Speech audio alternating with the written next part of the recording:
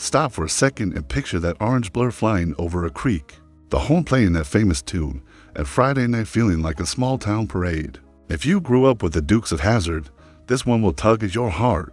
Today we're honoring the cast members we've lost and the lives they led beyond Hazzard County. Please watch till the end, because the final tribute ties all their stories together in a way you won't want to miss. And it's a moment made just for longtime fans like you. Let's start with a quick, clear list of the stars we're remembering, and then we'll tell their stories in full. Sorrel Book, the larger-than-life Boss Hogg; James Best, the unforgettable Sheriff Roscoe P. Coltrane; Denver Pyle, our steady Uncle Jesse; Peggy Ray, the strong and loving Lulu Hogg; Christopher Chip Mayer, the quiet, dependable Vance Duke; Don Pedro Colley, the hardline Sheriff Big Ed Little; and Waylon Jennings, the balladeer whose voice turned every chase into a legend. Each of them gave Hazzard its heartbeat. Each of them left us with laughter, warmth, and a little more courage than we had before. Sorrel Book first.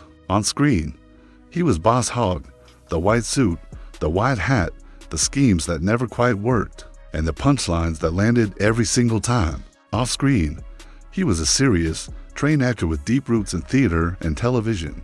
He could have played it broad and walked away, but instead he rounded the edges of a cartoon and gave us a person greedy, yes, but also funny, clever, and somehow lovable.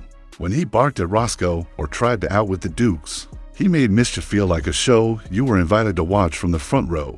He passed away in 1994 at 64, and with him went that one-of-a-kind rhythm, the fast talk, the fake plans, and that little twinkle that told you the joke was coming. Even now, when you hear the word schemer, you can see his grin.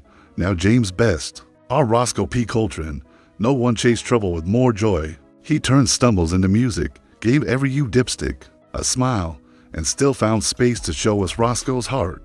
Before Hazzard, he did tough roles westerns, crime dramas, and even the Twilight Zone. So when he switched into comedy, he brought timing that felt natural, not forced. The key to Roscoe was love. Love for Flash, love for the job, and yes, a strange love for Boss Hogg's wild ideas. His back and forth with Sorrel Book felt half written and half whispered from two old friends who trusted each other completely. Off screen, James Best loved his craft and taught it to others. He painted, he coached, he made time for fans. He passed in 2015 at 88, and it still feels like we're waiting for him to burst through a door, trip on a mat, and pop up smiling like it was all part of the plan.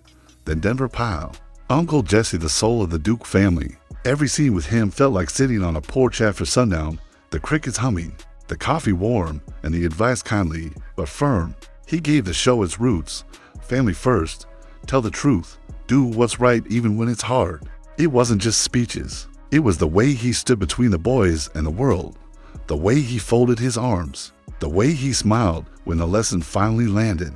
Denver Pyle had a long career before Hazzard films, westerns, character roles, and he brought all that experience to a part that needed both strength and tenderness. He passed away from lung cancer on Christmas Day in 1997 at 77.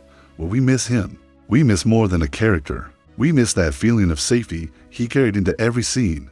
Peggy Ray gave us Lulu Hogg, the only person who could stop Boss Hogg in his tracks with a look. She wasn't just a punchline machine. She was the balance, the voice that said, enough, and the heart that reminded the show how to be kind.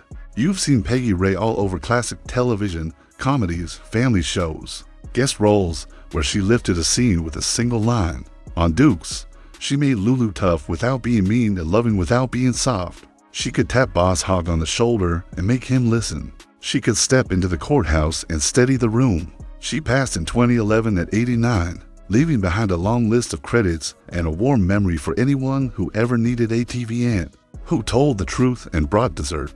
Christopher Chip Mayer stepped in when the show hit a rough patch. As Vance Duke, he filled a gap that looked too big to cover and made it feel simple. Keep your head, help your family, and drive when you're asked. He wasn't loud. He didn't try to copy Bo or Luke.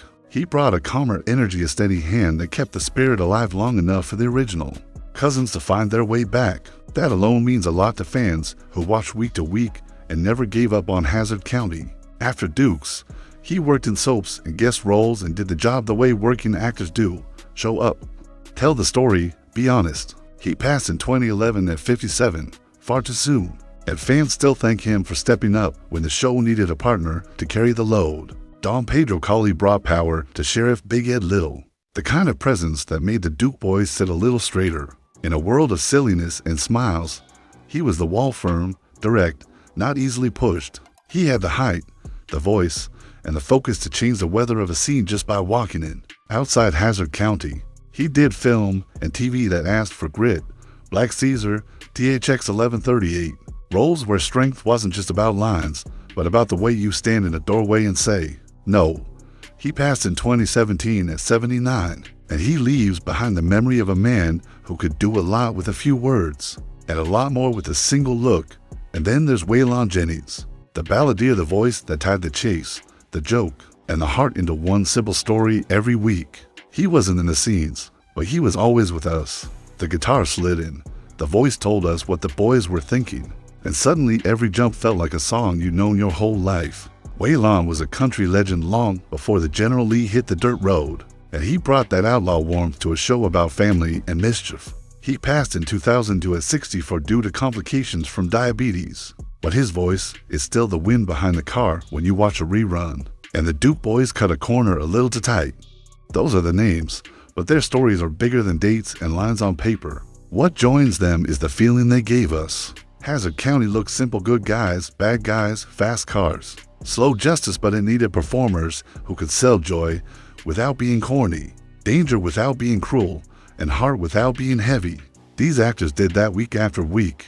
Sorrel Book proved that a villain can be funny without being empty. James Best proved that a fool can be brave. Denver Powell proved that a quiet man can lead a loud family. Peggy Ray proved that love sometimes sounds like the word no. Christopher Mayer proved that stepping in is a kind of courage. Dom Pedro Colley proved that toughness can be honest. Waylon Jennings proved that a story told from the side can still live at the center dot as we close. Take a moment and tell us which memory lives with you. Was it Roscoe and Boss Hogg cracking you up when you needed a laugh? Uncle Jesse's steady wisdom when you needed a hand? Lulu standing up, Vance stepping in, Big Ed holding firm? Or the balladeer making the whole thing feel like a song you've known since childhood? Share your favorite moment in the comments so other fans can smile with you.